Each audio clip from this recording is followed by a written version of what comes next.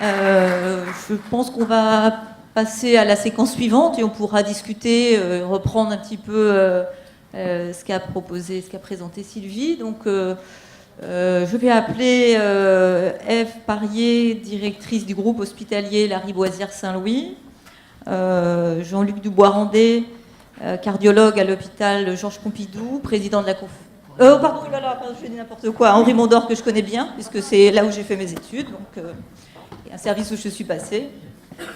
La séquence sera animée par Frédéric Spinerny, qui est directeur adjoint de l'hôpital Necker, assistance publique hôpitaux de Paris.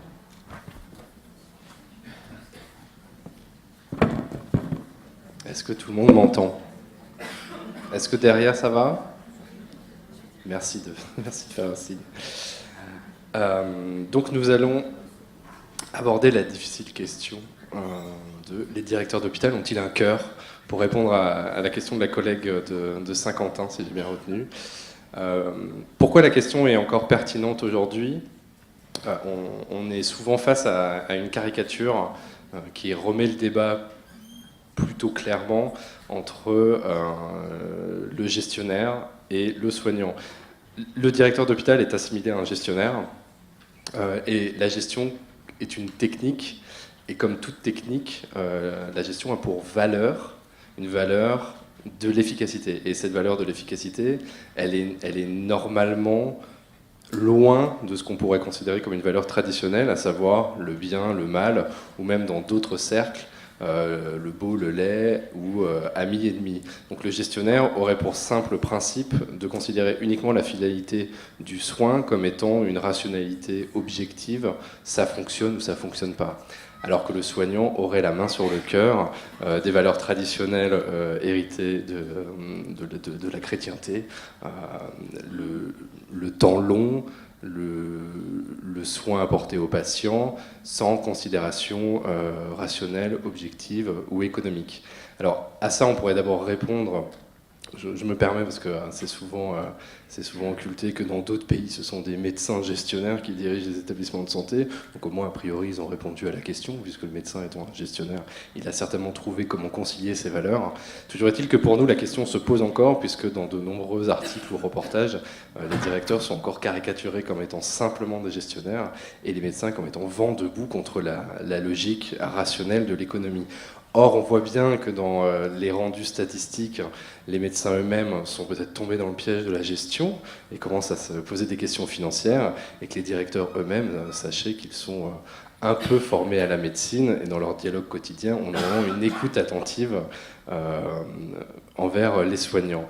Alors du coup, j'aimerais vous poser ces questions-là, c'est-à-dire que, premièrement d'ailleurs, comment vous positionnez au quotidien? Est-ce que vous êtes seulement gestionnaire pour Madame la directrice et seulement soignant pour Monsieur Dubois-Randé? Est-ce que c'est en fonction des situations, et surtout, comment vous trouvez des espaces pour construire quelque chose en commun? Merci. Donc, il me revient la lourde tâche de représenter les affreux directeurs. Aussi tenté que je puisse les représenter, ceci dit. Alors, merci pour cette introduction. Effectivement, j'ai l'impression, au cours des débats, et déjà y compris ce matin visiblement, vous avez souvent abordé les choses sur la question de la caricature et de l'opposition entre les différents corps de métier. Donc moi, je pense que la question de l'espace dans lequel on arrive à faire se rencontrer effectivement les différentes logiques, les différents acteurs, et donc ce temps passé à échanger sur des cas pratiques, parce que ça me semble extrêmement utile et important dans le sujet qui nous préoccupe aujourd'hui, qui est autour de l'éthique. Donc ça, c'est pour moi vraiment le point clé, c'est la question de savoir comment on organise cet espace partagé.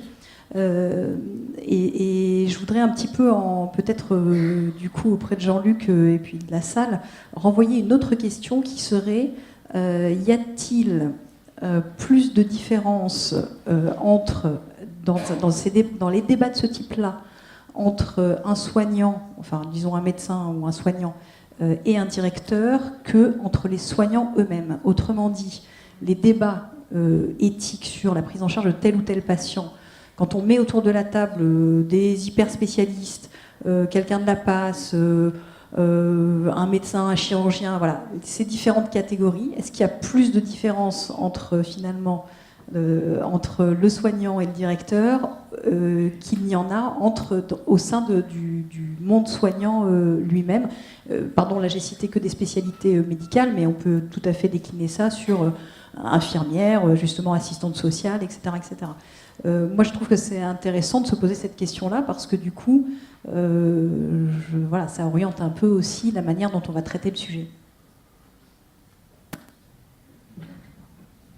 Je crois que c'est pas mal posé. Et je donnerai un exemple, par exemple, sur une approche des patients âgés dans un service, qui est un service d'aigu, en général, comme la cardiologie, mais c'est vrai dans d'autres services.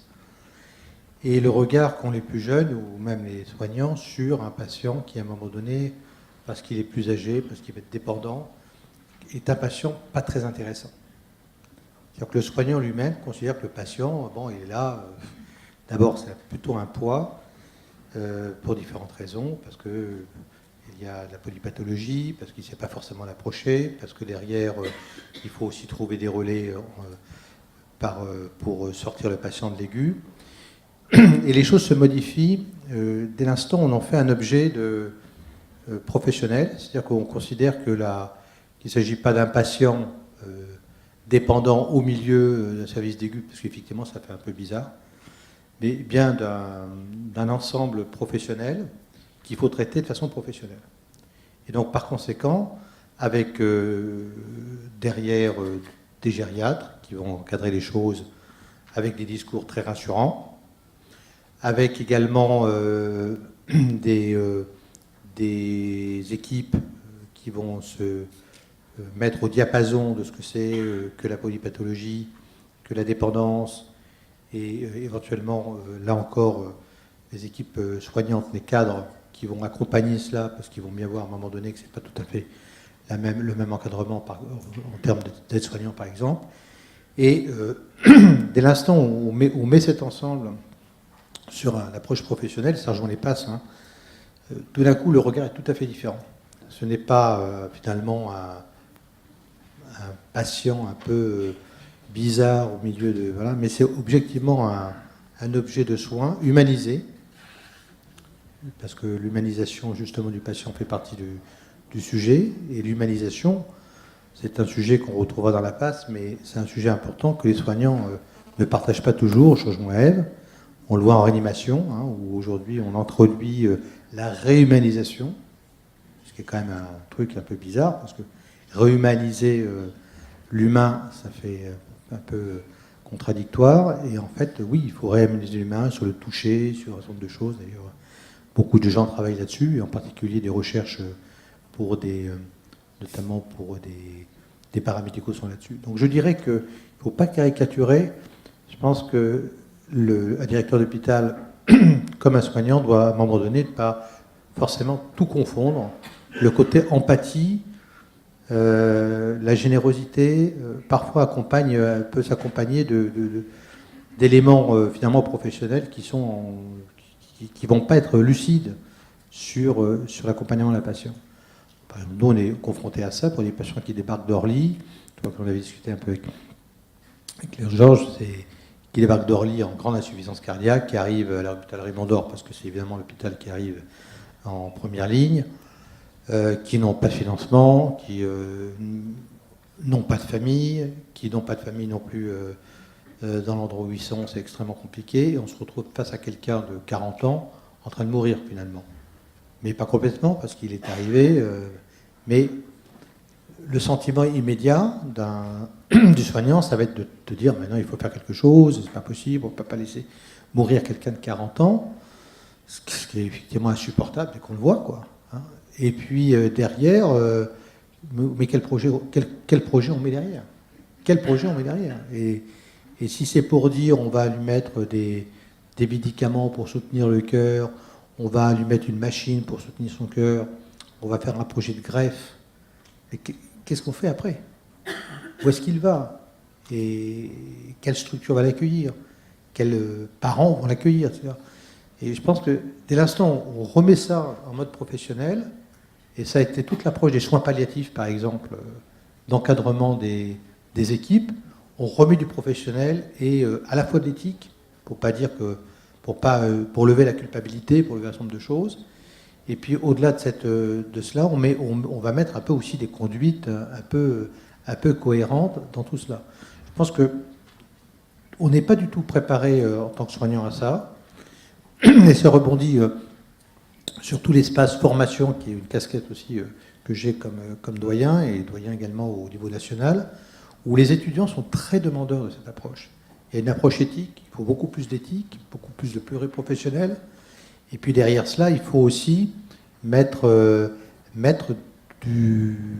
la conduite, de l'analyse, et pas de l'analyse simplement sur une empathie logique, une culpabilité judéo-chrétienne qui est là, qu'il faut quand même avoir. Il faut avoir de l'empathie, bien sûr, mais pas de l'empathie, je veux dire, à blanc, quoi, pas qui au bout du compte va culpabiliser ou va stigmatiser un directeur d'hôpital qui, lui, n'est tout à fait pour aider tout le monde, mais qui, à un moment donné, va se dire, mais finalement, il ne faut pas raisonner immédiatement comme ça, il faut des structures d'accueil après. Enfin, voilà. Donc je pense que c'est l'approche plutôt pluridisciplinaire qui est importante, dont on manque beaucoup dans les hôpitaux, avec des sciences humaines et sociales qui doivent être là, une approche éthique beaucoup plus renforcée dans le cadre des études, une approche également très professionnelle de ce mode d'exercice. Sinon, on va effectivement être dans des grandes caricatures. Je pense que ce que disait Ève, et les soignants sont aussi dans la caricature entre eux. J'avais une question. Alors, si on reste sur la logique, le cœur ou la raison, vous, en tant que médecin, quand est-ce que vous êtes confronté à la logique dans votre parcours, à partir du début, à partir des études de médecine et jusqu'à votre poste actuel, et en tant que directrice d'hôpital, à partir de quand on fait de l'éthique ? Je pense que tout à l'heure, on disait en analysant les questionnaires, là, les résultats, qu'il y avait un biais, puisque forcément dans la salle, les participants sont tous sensibilisés au sujet de l'éthique. Je dirais un peu la même chose, j'imagine, enfin en tout cas c'est l'idée que j'en ai, dans la conception et dans la projection qu'on peut faire quand on choisit le métier de directeur d'hôpital. Il y a plein de raisons qui font qu'on choisit ce métier-là, mais il y a aussi le fait que, de manière assez évidente, vu le service public que l'on sert, au service duquel on se met, la question du sens est elle aussi très importante. Alors, voilà, ça c'est une généralité. C'est vrai que si on est plutôt attiré par d'autres motivations, on va plutôt s'orienter vers d'autres métiers, que ce soit dans le service public d'ailleurs ou ailleurs, ou dans le privé. Donc je dirais qu'il y a déjà un peu un biais d'entrée de jeu. Après, l'écart type ou la distribution de la sensibilité à ce type de sujet-là, elle dépend éminemment de chaque personne, de ce à quoi elle a été confrontée, de son histoire aussi, alors à la fois professionnelle et parfois peut-être personnelle. Donc ça, c'est un peu compliqué de répondre à ça. Et puis je trouve que de plus en plus, étant donné l'impasse dans laquelle chacun perçoit la situation de l'hôpital public, en l'occurrence, puisque c'est surtout ça qui nous préoccupe aujourd'hui, je trouve que de plus en plus, en contrepoids, je dirais, de justement ce qu'on estime être ce système financier très, qui vraiment nous mobilise et nous prend beaucoup et oriente beaucoup nos choix, je trouve qu'en contrepoids, de plus en plus, on entend parler, il me semble, justement d'éthique et d'éthique partagée. D'éthique qui préoccupe à la fois les directeurs et les soignants. Et ce que je voudrais simplement aussi rajouter par rapport à cette question-là, c'est qu'il me semble que c'est pas tellement la question de...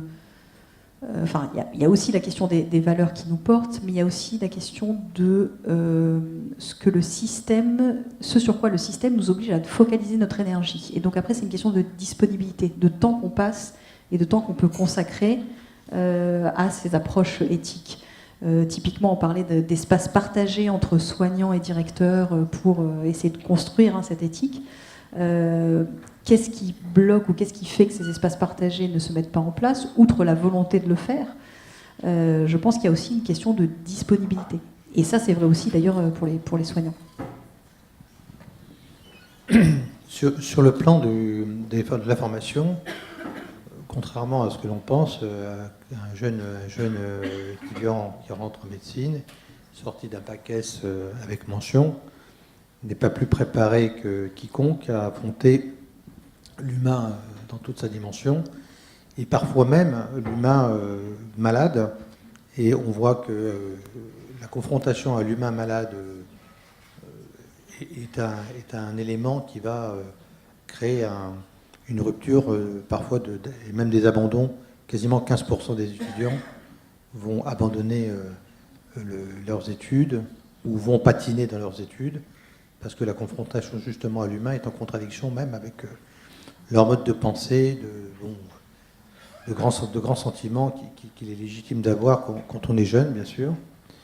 Je pense que tout ça est une affaire de formation très tôt et pluriprofessionnelle, avec l'intégration beaucoup plus forte des sciences humaines et sociales, qui est le cas, hein, mais que nous, on souhaite mettre en place beaucoup plus fortement dans le cadre du tissu national. Alors, quelques exemples aussi, il n'y a pas que dans les sciences humaines et sociales, il y a la communication aussi. Alors, je donnerai deux exemples de sciences humaines et sociales. L'une, c'est vraiment une catastrophe qui a été l'affaire Ebola en Afrique, et l'autre, c'est une anecdote personnelle dans le 10e arrondissement, sur la place Saint-Marthe, il n'y a pas très longtemps. Dans le cadre de l'affaire Ebola, donc le virus Ebola, des milliers de morts en Afrique, l'Occident judéo-chrétien est arrivé avec ses blouses blanches et ses masques, et de façon assez rationnelle a expliqué qu'il fallait séparer un peu les malades des autres.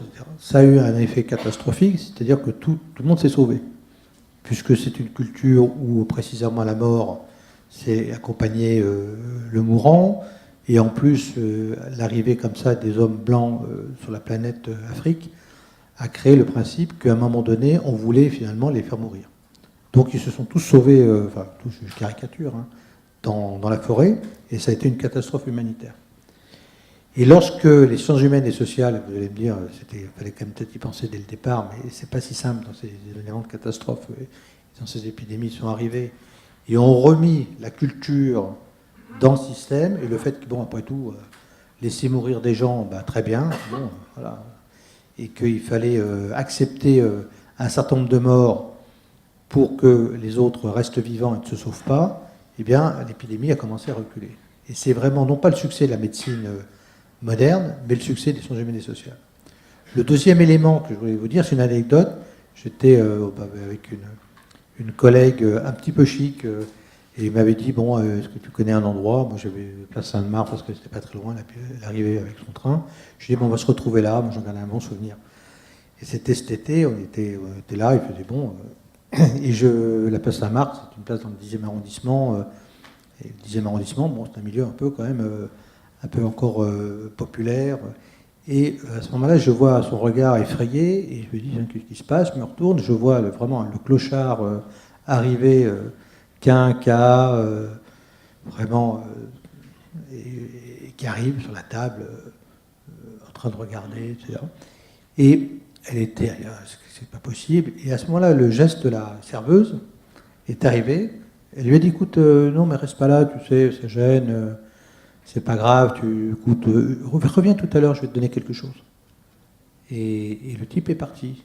C'est-à-dire qu'elle n'a pas eu du tout un comportement de rejet comme ça de l'individu, c'est-à-dire immédiat, parce qu'à un moment donné, effectivement, un petit peu de peur de tout ça. Elle a eu un comportement, elle était sûrement un peu habituée quand même, mais je trouvais très, très adapté, ce qui a réglé la situation. Ça l'a réglé immédiatement, le type est parti, pas du tout agressif. Et je pense que justement, tous ces éléments de mélange comme ça, où on commence à dire il ne faut pas cliver les gens, les directeurs d'hôpitaux, ils ont besoin de choses organisées, et les soignants ont besoin de choses organisées. Et je pense que les modèles, je parlais de la gériatrie tout à l'heure, d'unités un peu spécifiques, avec un savoir-faire, c'est typiquement l'objet des passes. C'est justement que ce soit orchestré et que ce ne soit pas de l'empathie gratuite, c'est professionnel. Et dès l'instant où c'est professionnel, on peut trouver des parcours particuliers, et dans des parcours, on peut trouver des solutions. Et même si de temps en temps c'est un peu plus coûteux, on trouve quand même des solutions, parce que sinon, notamment d'hébergement, de patients qui sont, ou de parcours complexes avec derrière des accélérations sur l'accès aux spécialistes. Et moi je vois plutôt une image positive, parce que les étudiants, les jeunes étudiants, et j'avais renvoyé au président de l'ANEP, sont très demandeurs aujourd'hui, et ça a été dit par la psychiatre, sont très demandeurs de cette approche citoyenne, et de cette approche finalement sociétale un peu, et de l'approche de ces éléments, mais surtout pas de les mettre dans des situations difficiles.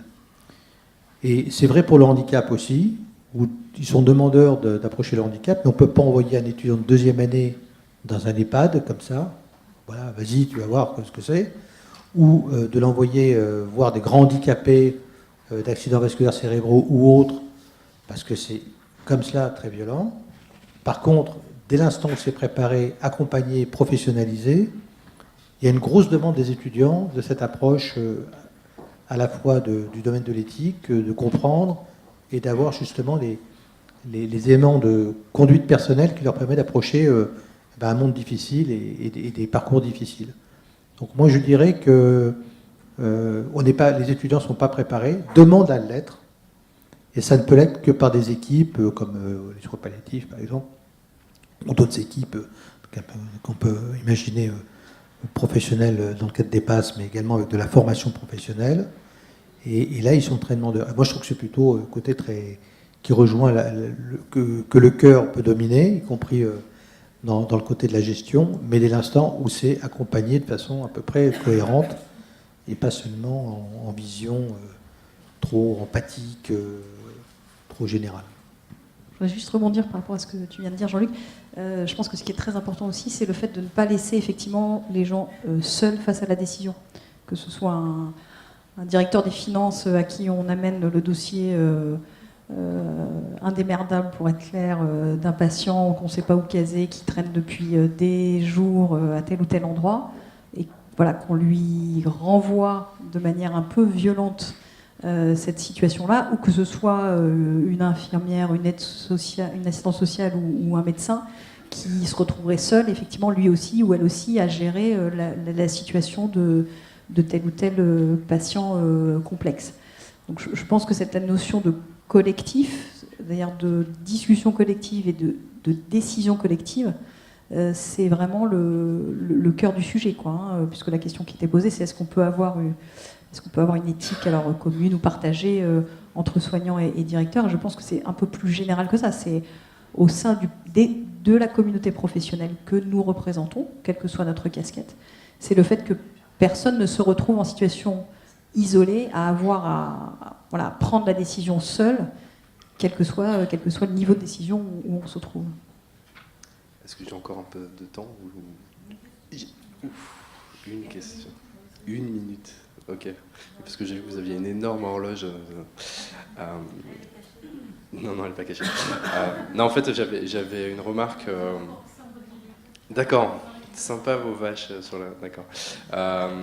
Parce qu'en fait, ce que vous dites, ça paraît paradoxal, puisque vous, en tant que directrice, vous donnez des injonctions qui sont gestionnaires, qui sont là aussi pour rétablir l'équilibre financier de votre établissement. Et en parallèle, c'est pas gagné. Ouais, je n'ai rien dit. Mais il faut humaniser les hôpitaux, j'ai entendu ça ce matin sur France Culture. Et en même temps, vous avez l'air de dire que c'est aussi une disposition personnelle de votre part de pouvoir rendre possible des espaces qui prennent le temps, à l'inverse de l'urgence économique. Ces espaces sont nécessaires justement pour créer une éthique commune. C'est-à-dire que, mine de rien, quelle que soit votre formation, vous avez aussi des valeurs personnelles ou un parcours personnel qui vous fait prendre conscience qu'en fait ce temps à l'abri est une forme nécessaire en fait pour gérer un établissement. Alors, ouais, vous posez la question importante de est-ce que tout dépend des personnes sur qui on tombe et donc voilà, un peu de la politique que l'on mène dans son établissement. Moi je ne crois pas trop à ça en fait. J'y crois pas trop parce que voilà, on travaille tous dans un certain nombre d'établissements qui sont très différents et on sait bien que ce qui fait Un établissement, c'est justement son collectif et l'interaction entre les uns et les autres. Donc c'est une conjonction de... voilà, dans mon groupe hospitalier, on a 3 PASS, donc qui d'ailleurs travaillent de manière assez différente les unes des autres, qui ont une approche différente sur les différentes problématiques, mais qui poussent effectivement la direction à réfléchir et à se positionner un peu par rapport à ces approches. Et à la fois, nous, ça nous renvoie vers le fait que ces approches-là et ces discussions-là, elles soient portées par l'institution. Voilà. Et je ne crois pas au côté isolé d'une seule personne qui, dans un coin, porterait les choses. Je pense que c'est vraiment l'interaction entre tout ça. Et peut-être le seul point qu'on pourrait dire qui renvoie à une approche plus personnelle, c'est que chacun des individus qui veut intervenir sur ces sujets-là ou qui essaye de faire résonner ces sujets-là obtient plus ou moins d'écoute selon l'endroit où l'on se trouve et les personnes auxquelles ça s'adresse. Mais voilà, je crois beaucoup à cet effet collectif qui du coup rend un peu responsable, je dirais, tout le monde et la manière dont collectivement on traite les problèmes. Bon, on va laisser un temps pour les questions si on en a. Quelques questions. Alors, vous savez, merci beaucoup d'avoir parlé du professionnel avant de passer la parole à la salle. C'est vrai que la réponse à l'arbitraire, à l'empathie, évidemment, qui nous active tous, c'est le côté professionnel. Et c'est ce qu'on défend dans les PASS. Hein. On n'est pas les belles âmes, etc., parce que ça serait trop simple. Et nous, c'est un peu notre credo de défendre ce côté professionnel. Et c'est vrai que ça fait écho à cette phrase de Blaise Pascal, l'homme n'est ni ange ni bête, mais le malheur veut que qui fait l'ange fait la bête. Et souvent, en effet, faut pas se précipiter et mieux vaut une approche bien pragmatique de terrain, parce qu'on se rend bien compte que sinon, ce qu'on fait, c'est bien pire. Voilà, en partant tête baissée, c'est un petit peu ce qu'on redira tout à l'heure dans les recommandations de Saint-Louis.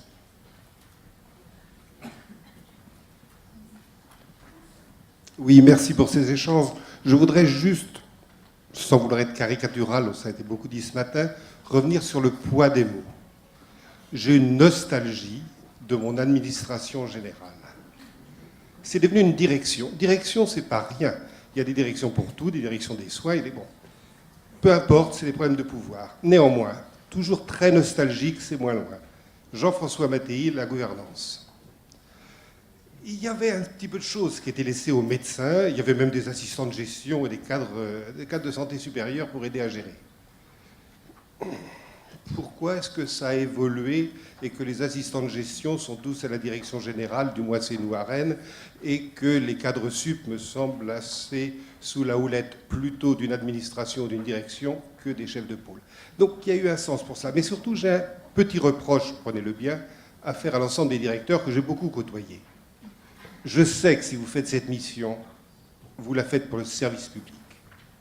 Je sais que vous avez une éthique, je n'en ai aucun doute et je ne fais pas du deuxième degré quand je dis ça. Par contre, pourquoi est-ce que de l'aide-soignante à l'infirmière au médecin, on ressent tellement cette pression financière? Qui a pu nous la faire à tel point ressentir que nous en perdions notre âme? Dans le diaporama qui a été montré tout à l'heure, il y a un des directeurs qui s'est levé, j'ai fait partie des médecins qui ont mis les considérations financières sont importantes. J'ai été peut-être contaminé, mais je pense qu'elles sont importantes. Mais je crois que nous sommes à tout niveau sous cette contrainte financière, ce qui est bien qu'on a l'impression que vous ne pensez qu'à ça. Et je me répète, je fais quelques cours à l'ECHSP, je connais les élèves directeurs, bien sûr que non. Mais vous donnez cette image-là. Pourquoi ? Alors, difficile question. Hein. Moi, je pense qu'il y a plusieurs réponses. La première, c'est que je ne vois pas pourquoi l'hôpital public échapperait à une tendance générale qui est la contrainte financière qu'on observe partout, dans tous les services publics, et aussi à l'échelle d'un environnement dans le privé, par exemple. La concurrence est plus rude entre les entreprises, il faut tenir les coûts de manière beaucoup plus forte qu'avant. Donc je ne vois pas pourquoi l'hôpital public échapperait. On n'est pas une sphère, une bulle. Alors certains, on pourrait imaginer, on pourrait souhaiter même que ce soit une bulle très protégée de ce genre de contraintes-là. Mais en fait, je pense que par essence, ça ne peut pas être le cas. Nous sommes sur un financement public avec des cotisations sociales qui pèsent sur le pays. Voilà, on n'est pas exonéré de cette contrainte-là. Donc pour essayer de répondre à la première question qui est voilà, comment ça se fait que la financiarisation, enfin je sais pas, c'est pas très, très joli comme terme, mais pèse autant, je pense qu'elle pèse autant que partout ailleurs, pour résumer. Après, vous avez une question sur pourquoi vous donnez cette image-là de n'être motivé que par ça. Alors, je pense que les directeurs, comme tout professionnel à l'hôpital public, il est soumis à ces injonctions paradoxales qui nous minent tous. Voilà. Et je vois pas pourquoi un directeur serait moins soumis à ça qu'un autre, voire même peut-être parfois un peu plus. Donc voilà, ces injonctions paradoxales, elles nous sapent un peu, je dirais, en termes parfois de motivation, j'espère pas trop souvent, mais en tout cas en termes de réaction par rapport aux contraintes qui sont les nôtres, on est obligé, en tant que directeur, à la fois de porter le discours, d'être, je dirais, dans le système et de, en fait, un peu défendre le système quand même, puisqu'on est les représentants juridiques, financiers, etc., de telle et telle institution, et en même temps d'arriver à avoir ce niveau de dialogue avec nos équipes pour essayer de trouver la bonne voie de passage, hein, un peu comme quand on fait de l'escalade, on essaie de trouver la bonne voie de passage pour résoudre notre équation. Voilà, après ça c'est un avis personnel, équation dont je trouve qu'elle est de plus en plus difficile à résoudre. La contrainte se resserre de plus en plus et je trouve qu'on nous demande de plus en plus quelque chose d'impossible. Quand je dis nous, c'est bien le nous collectif, hein, l'ensemble de l'hôpital public. Le dernier élément, c'est que on a parlé beaucoup de l'horizontalité, y compris dans l'intervention tout à l'heure de Madame Zucca. Donc le côté plus horizontal, le fait que les décisions sont beaucoup moins verticales qu'avant. Je pense que ça c'est une tendance de fond. Frédéric pourra en parler aussi, le côté un peu, ce qu'on entend des choses un peu à la mode autour de l'entreprise libérée, etc. Bon, je pense que effectivement avec les changements générationnels, les changements de mode de management accompagnent ce mouvement, enfin en tout cas devraient l'accompagner. Ce qu'on a, c'est peut-être probablement un petit décalage entre le poids de l'histoire, de notre culture. On est quand même dans une culture à l'hôpital qui est hyper hiérarchique, hyper descendante, voilà. Et c'est vrai entre administration ou direction et soignants. Regardons au sein de l'organisation médicale, c'est ultra vertical, hein. C'est extrêmement pyramidal. Et c'est tout ça qui est en train d'être chahuté, d'être bousculé. Et il y a un décalage entre cette nécessité de bouger sur notre mode de management, d'aller sur d'autres types de relations, et l'histoire, et le poids de l'histoire. Moi, je vais essayer d'être optimiste pour répondre à votre question. Alors, je suis d'accord, un point de science administrative de base, on est passé de l'administration, comme vous l'avez ressenti, à une méthode de gouvernance qui est issue du mode entrepreneurial. Enfin, maintenant, tout le monde le sait, ça fait 30 ans que le libéralisme travaille les sociétés comme ça. Après, c'est aussi une demande des individus. Hein. Faut pas croire que ça vient d'en haut et de stratèges financiers. Et une demande des individus qui va vers plus d'individualisation et une méthode de gouvernement en fait, des administrations qui va vers l'entreprise. Le discours financier, je vous rassure, il est effectivement plutôt partout, mais il n'est pas hégémonique. Et je rejoins ce que Ève disait à l'instant, c'est-à-dire que le grand problème du discours économique, c'est quand il devient abstrait. Et mine de rien, les individus commencent à le questionner en disant « Ok, chiche, maintenant c'est que la production qui compte ». Bah, si c'est que la production qui compte, ce sont les agents qui sont autour de la production. Et donc on a ce mouvement managérial qui arrive, qui n'est pas facile à porter hein, dans des structures très verticales et hiérarchisées. Mais ce mouvement-là, en fait, dit « Ok, on croit au discours économique, on retourne autour de la production, donc chiche, en fait, on va donner les conditions de travail à ceux qui exercent véritablement le pouvoir dans l'établissement, et mine de rien, c'est là où vous avez une question fondamentale sur qui représente le pouvoir à l'hôpital et qui l'exerce. Et vous serez peut-être étonné d'apprendre que dans effectivement certaines entreprises, on commence à dire bah non, en fait, ceux qui exercent le pouvoir, c'est ceux qui font la valeur ajoutée de l'hôpital, et ce sont les soignants. Et donc, en fait, c'est pas un discours figé, le discours économique, il interroge évidemment nos valeurs. Après, ce qui est encore une fois fondamental, et c'est le résumé de notre discussion, c'est qu'il faut créer des espaces de dialogue comme aujourd'hui, par exemple, pour pouvoir se dire très bien, la situation actuelle est comme celle-là, qu'est-ce qu'on en fait? Et on a a priori quand même des marges de manœuvre, même si je suis d'accord, l'équilibre devient difficile à trouver. Une question pour Olivier Ozas, je suis médecin de la PAS de Besançon. Une question pour les directeurs d'hôpitaux.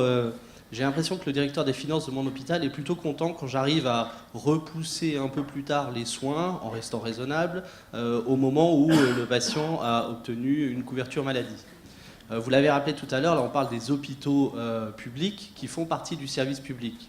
Quand je repousse les soins d'un patient étranger qui n'a jamais cotisé, je décale la dépense de l'hôpital public à la sécurité sociale. Comment vous en sortez avec ça? Parce que finalement, on sait bien que repousser les soins, c'est prendre le risque que le patient aille moins bien, que les soins soient plus coûteux, et voilà. Malheureusement, effectivement, on ne s'en sort pas avec ça, et c'est bien ça fait partie des injonctions paradoxales dont je parlais tout à l'heure. On commence à entendre un discours quand même maintenant, on verra s'il est plus porté sur la prévention, sur le parcours de soins. Très bien, tant mieux, allons-y. On a aujourd'hui 80% de notre financement qui est fondé sur de l'activité. Ce qu'on entend un peu comme référence, c'est le fait qu'on arrive à passer de 80% à 50%, ce qui serait déjà une vraie transformation de notre système. Donc ça, c'est déjà une première orientation qui est donnée. Après, sur tout ce qui est parcours et prévention, voilà, moi j'attends vraiment qu'on ait des changements qui aillent au-delà des seuls 300 millions d'euros dans le projet de loi de financement de la sécurité sociale qui sont prévus au fameux article 35 de la loi qui parle des parcours de soins. 300 millions d'euros à l'échelle de l'ensemble de l'Ondam hospitalier, c'est juste une goutte d'eau, ça ne changera strictement rien. Alors on va tester, on va expérimenter, on va faire confiance au terrain, etc. Très bien. Mais pour que ces expériences et c'est un peu ces cas d'école sur le terrain aient une vraie portée, il faudrait fondamentalement changer la donne en termes de financement. Aujourd'hui, tout pousse l'hôpital effectivement à faire ce que vous décrivez, c'est-à-dire soit repousser les soins sur la collectivité, donc que ce soit un autre payeur qui s'en occupe, soit à l'inverse faire beaucoup d'activités qui ramènent les patients dans l'hôpital, alors que l'objectif, ça serait plutôt de le laisser au premier recours. Voilà. Et ça, c'est vraiment très très lié quand même à, non pas au modèle de financement, mais à la politique qu'on porte via le modèle de financement. Claude Mézage, ex-médecin interniste, retraité de la Pitié. J'ai remarqué deux mots qui m'ont particulièrement intéressé. Décision collective, j'ai entendu ça des deux éminents directeurs d'hôpitaux, et réhumaniser le soin du président de la conférence des doyens. Je crois que, je donne deux exemples très simples. Alors c'est l'histoire, j'ai bien dit que j'étais ancien. En 1980, de 80 à 88, je pense que je ne me trompe pas, Ralit était ministre de la Santé et nous avions à la Pitié un directeur d'hôpital qui s'appelait Francky. Je ne sais pas si vous avez entendu parler de ce phénomène. Et le directeur de l'hôpital venait sans prévenir dans les services médicaux ou chirurgicaux discuter avec le chef de service du coût du service. Et un soir, il est arrivé vers 17h avec le ministre parce qu'on avait bien fait notre travail. Décision collective, je me demande si ce n'est pas le moment de former les médecins en réintroduisant le flair, c'est-à-dire l'examen sémiologique, la pratique et son expérience. Aujourd'hui, c'est quelque chose qui est de plus en plus rare et on voit les médecins hospitaliers et en ville de plus en plus prescrivant d'abord aux premières consultations des examens et petit à petit à la deuxième ou troisième consultation, qu'on soit en ville ou à l'hôpital, rentre l'expérience, l'écoute du malade et son examen. Je vous remercie. Peut-être une dernière réponse? Commentaire? Juste un commentaire, c'est vraiment l'objet de la mission du deuxième cycle des études médicales et du premier cycle sur lequel je suis mandé par les ministres avec un rapport remis en décembre, où précisément on remet la sémiologie à la bonne place comme prérequis d'entrée dans le deuxième cycle, et où l'ensemble justement des compétences médicales est revalorisé au détriment, entre guillemets, du tout connaissance par les épreuves classantes. Eh bien, merci beaucoup. Je propose qu'on poursuive la discussion après la table ronde. Merci à tous les trois.